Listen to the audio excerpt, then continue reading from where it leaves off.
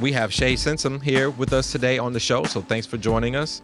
Let's get right to it. Tell us a little bit about yourself. For those viewers who may not be familiar with your work, tell us a little bit how you got started in your career and what are some of the things that you're involved in now. Well, I've been singing since I was 4 years old, and let me stop and say thank you for allowing me to be a part of what you're doing. I'm really excited about it. I have to say that first. Good, but thank you. I've been singing since I was 4. I was born into a musical family, and my family had a gospel singing group. So I was basically born with a microphone in my hand, if you will. Right, right. And so was born and raised in Kentucky, singing with my family group. We traveled around singing all over the place in that area, Kentucky, Tennessee area, and outskirts of that as well. And I moved to Atlanta to go to Clark College when I was 17, and I just stayed in Atlanta. I kind of felt that I probably wouldn't really go very far regarding music in Kentucky because it's such a small town, so I moved to Atlanta. And when I was at Clark, actually Byron Cage was at Morehouse, and everybody knows that those schools are together in the AU Center across from each other, pretty close, walking distance. So we would kind of see each other here and there, and they would come to our concerts. I was the director for the gospel choir at Clark, and he worked at the Morehouse Glee Club. And we started seeing each other, and he heard me sing and started getting me on with some of the things he was doing with Thomas Whitfield, and different singers would come to town. He would ask me to be a part of the background vocalist. And really the rest is history. Everything else has just been, the favor of God and relationships. So I've just been really, really blessed. Wow. Really blessed. That's interesting. So Byron Cage was involved in the gospel industry way back then as well. Was he pretty much? Yes. Well, he actually transferred from Detroit to go to Morehouse. Okay. I'm not exact. I know he's a church baby like me, so yeah. I know he had a lot going on then, but he had not done his solo career at that time. And we ended up at New Birth together, and I was under his direction, and also Jonathan Alvarado at the time was the minister of music at New Birth. Okay. And so I worked under their leadership and joined Byron's group and started traveling and doing a lot of other things. So that's kind of how everything got started with me. Wow. Okay. So tell us a little bit about what you're doing now as an artist. Do you have any album releases? Tell the viewers a little bit about yourself as far as your management, how to book you if they would, wanted you to come sing somewhere. Or... Okay, great. Well, I am a worship leader. I began to get involved with worship probably about 15 years ago. I was first introduced to it through New Birth at the time.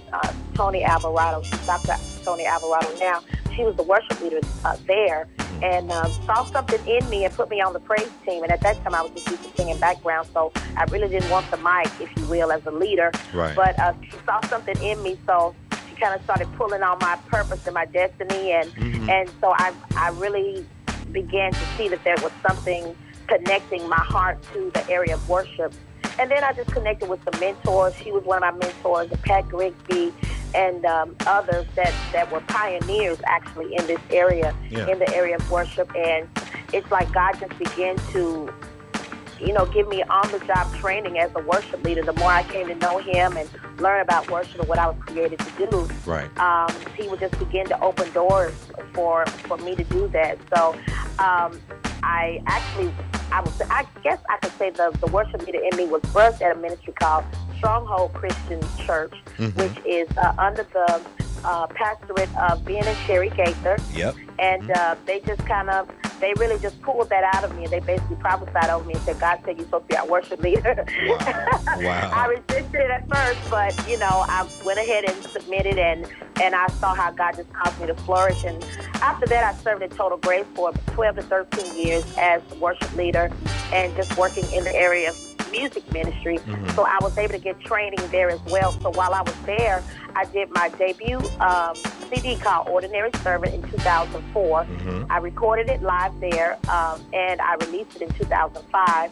And the song "Rain on Us" that's been re-released by Ernest Pugh, I released it. Actually, I recorded it on my first CD. Okay.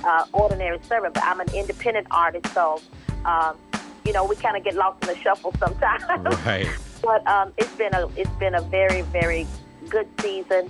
I resigned from my post at Total Grace about 3 years ago, because God really started opening doors for me to travel more, to do my music, and it released me with their blessing. And I've sung with Israel and New Breed for about 4 years.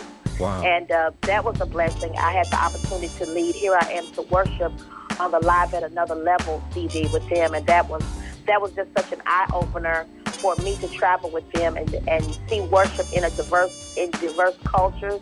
Right. And it's been an amazing journey. Now, tell me a little bit about that. What are some of the places that you were able to travel to?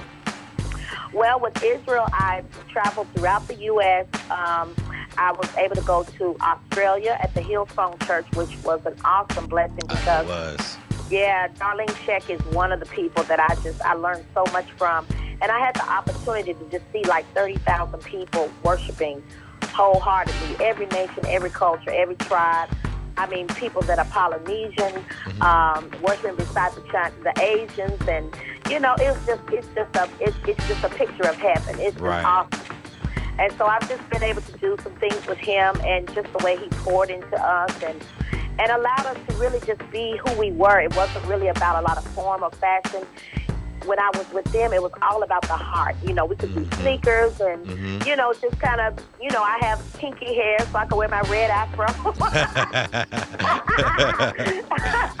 But, we were just liberated, and just see how people were, just brought into the presence of the Lord, because God accepts us exactly, how we are. It's just a condition of the heart. Right. To pursue Him that He's after. So I've just been abundantly blessed, and I'm thankful to the Lord for that.